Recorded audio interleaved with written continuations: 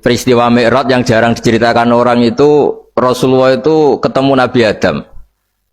Dan Nabi Adam itu disebutkan di sini faidan an yaminihi aswidatun wa an yasarihi aswidatun. Dari sisi kanan itu ada kelompok besar, dari sisi kiri juga kelompok besar. Saya baca teks aslinya ya, tabarruk ya, supaya dapat berkah dari bahasa Rasulullah sallallahu alaihi wasallam. Ini cerita Nabi ketika ketemu Nabi Adam. Fa idza nazara qibala yaminih dhakhika wa idza nazara qibala shimalih baka. Nabi Adam ketika melihat ke kanan itu senyum-senyum, senang sekali. Tapi kalau melihat ke kiri itu nangis. Lalu Rasulullah SAW tanya ke malaikat Jibril, itu siapa? Itu Adam. Dan yang kelompok di kanan itu ahli surga, maka beliau kalau melihat senang sekali. Dan kalau yang di kiri itu ahli neraka, kalau beliau melihat itu susah sekali.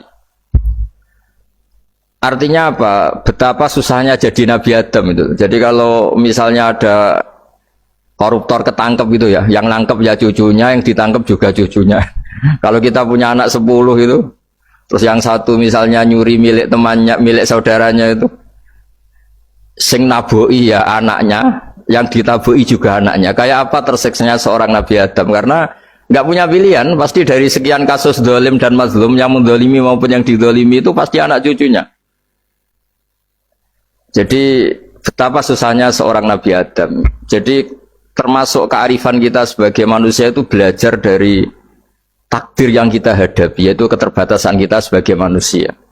Kita harus bisa ngelola kegagalan, terima kodok kodar. Makanya kata Mbah Mun, abahnya Gus Hasin itu sering cerita ke saya, iman itu paling dhuwur itu iman kodok kodar, khairihi wa syarrihi minallah. Kita harus punya kesiapan iman khairihi wa syarrihi minallah. Bahwa segala kebaikan, segala syar itu sudah digariskan oleh Allah Ta'ala. Kita bisa apa sebagai manusia? Jadi pertama Nabi Muhammad ketemu di as-sama'i dunya, langit paling dekat, itu ketemu Nabi Adam dengan kondisi seperti tadi. Kalau melihat ke kanan itu senyum, karena itu anak-anak beliau, turunan beliau yang ahli surga. Kalau melihat ke kiri itu nangis, karena itu cucu beliau yang ditakdir tidak jadi orang baik.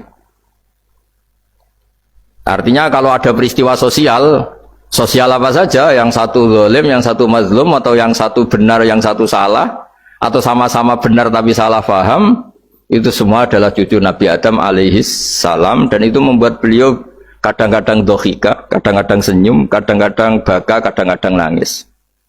Jadi itu yang menjadikan tambahnya arifnya Rasulullah SAW. Saya teruskan. Qultu ya Jibril man hadha qal hadha Adam wa hadhil aswida an yamini wa an shimalih nasamu bani fa ahlul yamin ahlul jannah wal aswida allati an shimali ahlun nar fa idza nazara qibala yamini dhahika wa idza nazara qibala shimalihi baka.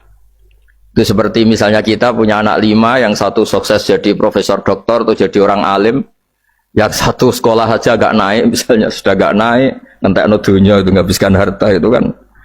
Tapi barokahnya itu mungkin kita mau jadi sombong tidak jadi gitu, karena punya anak yang nggak sukses. Mungkin barokahnya punya anak nggak sukses itu meredam keangkuhan kita, terus kita menjadi orang yang sopan dengan tetangga, dengan orang lain karena dipaksa punya hal-hal yang seperti itu. Jadi semua yang ditakdir Allah kalau kita ridho itu pasti baik.